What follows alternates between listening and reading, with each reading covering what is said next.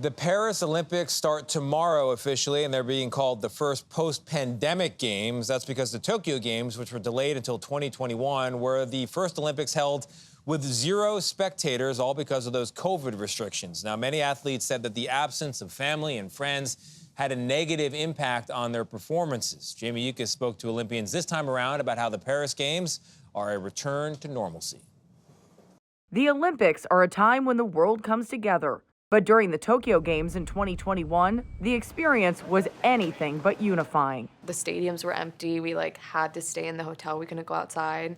So it was a very unique experience. For many athletes, the Tokyo Olympics were memorable for all the wrong reasons.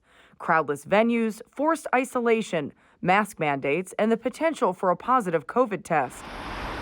It was a similar story during the 2022 Winter Games in Beijing, conducted in a bubble with mandatory daily testing. Paris promises to be different, especially for Paralympic sitting volleyball player Nikki Nieves. What's the most exciting part? Actually getting there. Yeah, I got sick 3 days before we left for Tokyo. Fortunately, my team did pull out the gold medal, so now I'm literally just so excited to get there and be able to compete with my teammates. Soccer star Rose Lavelle, a key figure on the U.S. bronze medal winning team in 2021, says the return of fans is a game changer. How will this change, you think, with having a crowd? Oh my gosh, I think it'll make it that much more exciting. Obviously, still Tokyo was so exciting and cool to be a part of, but I think having fans will just elevate that feeling tenfold. Teammate Crystal Dunn agrees. The fans are so important, and I think we realized that in Tokyo when you couldn't find that extra energy as players on the field. It's yeah, you're trying to motivate your teammates, but not having that fan base behind you was really challenging. Unlike Tokyo and Beijing, athletes are not required to take daily COVID tests.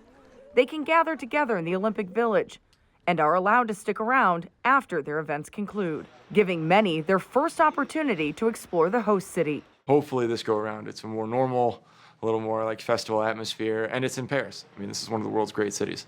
I think for us, it's about just taking advantage of the energy and the opportunity that's given in Paris, and also to just enjoy this. First up, the opening ceremony on Friday, a moment of glory for Olympians lucky enough to make their national team. But in Tokyo, only a select few were able to attend due to COVID restrictions. Track and field sprinter Kenny Bednarik found himself in a new role, spectator. Tokyo is just kind of dead. I'm just going to be excited for the whole Olympic experience, going to opening ceremony and closing ceremony, because we didn't get that opportunity last time. His mom, Marianne, missed out on watching his silver medal performance in Tokyo. She was left shouting her support at the TV. What will it be like this time to actually be able to be there and see him? I scream just as loud as I can. I'm going to be screaming and hollering. BMX cyclist Hannah Roberts will have an even louder cheering section with her 8 family members planning to pack up and head to Paris. It'll be her mom Betty's first time at the Olympic Games.